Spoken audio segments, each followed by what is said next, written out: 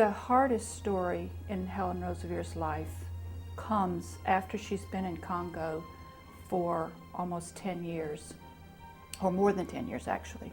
In 1960, the Belgian Congo, which was the country she went to, which then became Congo, which then became Zaire, which now is the Democratic Republic of Congo, it gained its independence in 1960.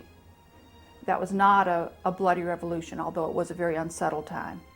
In 1964, there was a rebellion from within the country, the Simba Rebellion, and trying to take a group within the country trying to take over the government. That was a very bloody time, and many missionaries were killed during that time. The Simba, the young people who were fighting, had been told by their leaders, the witch doctors, that they were impervious to bullets. When they started dying, they started looking for who had the greater magic, and if it wasn't the witch doctors, then it must be the white doctors.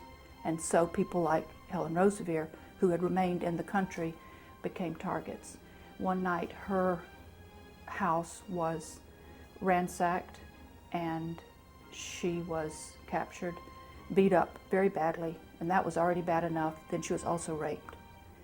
And during that time, she writes of feeling, "Why have you forsaken me?" And she felt as if God was saying to her, "It's not you they're attacking, it's me. And this is, you are partaking in the fellowship of the sufferings of Christ," like it says in Philippians 3:10. At the time, when she prayed to him like that, she describes a sense of almost like water rinsing through her, peace rinsing through her, and rinsing away her fear, just washing it away. So that was in October of 64.